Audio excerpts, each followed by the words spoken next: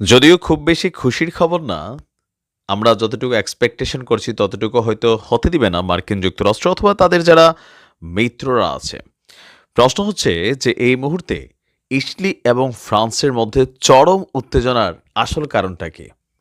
আপনারা খেয়াল করে দেখবেন যে কয়েকদিন যাবৎ, কয়েকদিন না মানে মাসখানেক হয়ে যাবে, ফ্রান্সের প্রেসিডেন্ট ইমানুয়েল ম্যাক্রো লেবানন যুদ্ধকে কেন্দ্র করে, গাজা যুদ্ধকে কেন্দ্র করে ইসরায়েলের উপর অনেক চাপ প্রয়োগ করেছে। ইভেন তারা একটা কঠিন সিদ্ধান্ত বাস্তবায়ন করেছিল, সেটা হচ্ছে ফ্রান্সে যে আন্তর্জাতিক আপনার সমরাস্ত্র প্রদর্শন প্রতিযোগিতা বা যেই ফেস্টিভ্যাল হয়ে থাকে সেখানে ইসলিকে পারফরমেন্স করতে দেয়নি বা তাদের মেশিনারিজগুলো সেখানে আনতে দেয়নি। আর এটা ছিল ফ্রান্সের পক্ষ থেকে ইসলির জন্য একটা কড়া জবাব। তো ইসলি তো ভাই কোনো কি বলা হয়েছে অপমান তারা কিন্তু ভোলে না। গেল কয়েকদিন আগে জেরুজালেমে আপনার ফ্রান্স কর্তৃক আপনার পরিচালিত ৪-৫টা প্রতিষ্ঠান আছে যেগুলা মানবাধিকার ইস্যুতে কাজ করে। তো সেখানে ২ জন ঊর্ধ্বতন কূটনৈতিক নেতা যিনি ফ্রান্সের আছেন তারা সেইখানে গিয়েছিলেন সেই কি বলা হয় যে মানে প্রতিষ্ঠানগুলো ভিজিট করতে। আর ওইখানে যাওয়ার পরে ইসলির সরকার মানে ইসলির পুলিশ অভিযান চালিয়ে সেখানে বেশ কিছু মানুষকে আটক করে যাদের মধ্যে সেই কূটনীতিকরাও ছিল। ইভেন পুলিশ জানতো যে তারা ফ্রান্সের ঊর্ধ্বতন কূটনীতিক, কিন্তু তারপরেও তাদেরকে গ্রেপ্তার করেছে। আর এই ঘটনায় অনেকটা খেপেছে ফ্রান্স। ফ্রান্স করছে কি, ইসলির যে রাষ্ট্রদূত আছে তাকে তলব করে এ ব্যাপারে কড়া হুঁশিয়ারি দিয়েছে। অপরদিকে ইসলি আবার এটার পাল্টা জবাব হিসাবে ইসলিতে বসবাসকারী ফ্রান্সের যে কূটনীতিক আছে তাকে তলব করে হুঁশিয়ারি দিয়েছে। এখন ফ্রান্স এবং ইসলির মধ্যে মূল যে ঝামেলার জায়গাটা, ফ্রান্স শুধু একটা সত্য কথা বলছিল যে মধ্যপ্রাচ্যকে অস্থিতিশীল করছে ইসলি।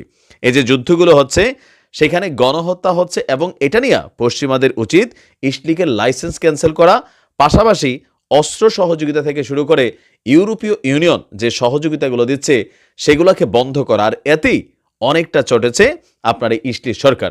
আর এখন এই ইস্যুটাকে কেন্দ্র করে দুই দেশের মধ্যে বিবাদমান যে কূটনৈতিক যুদ্ধ তা প্রকট আকার ধারণ করছে। ফ্রান্স শুধু তাই করে নাই, এরপরে ফ্রান্স তাদের যে সমরাস্ত্র সহযোগিতা ছিল ইসলির প্রতি সেটাও কিন্তু ফ্রান্স বন্ধ করে দিয়েছে। ফ্রান্স বরাবরই আমি দেখেছি রাশিয়া ইউক্রেন যুদ্ধেও ফ্রান্স কিন্তু অনেকটা যুদ্ধের বিপক্ষে, বরাবরই মার্কিন যুক্তরাষ্ট্রকে দায়ী করে আসছে যে এই মধ্যপ্রাচ্য বা রাশিয়া ইউক্রেন যুদ্ধকে বিশ্বব্যাপী ছড়িয়ে দিতে মার্কিনীদের নেতৃত্বে যে ভূমিকা সেটার কিন্তু বরাবরই কড়া সমালোচনা করেছেন ইমানুয়েল ম্যাক্রো।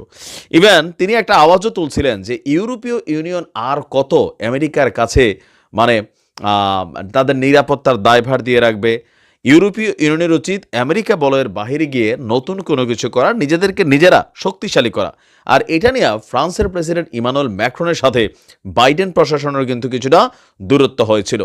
তবে এখন যেহেতু ট্রাম্প প্রশাসন আসছে, ফ্রান্সের প্রেসিডেন্টের সাথে ভালো সম্পর্ক, আবার ইসলির সাথেও ভালো সম্পর্ক, তো আমার ধারণা যে এই দুইটা যুদ্ধ সামহাও সামরিক অবস্থান থেকে কখনোই হবে না।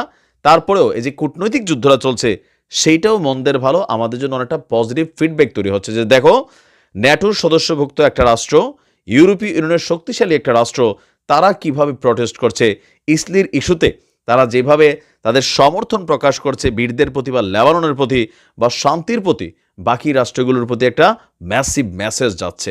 আশা করি এটা আরো বড় আকার ধারণ করবে। ভালো থাকুন। আসসালামু আলাইকুম।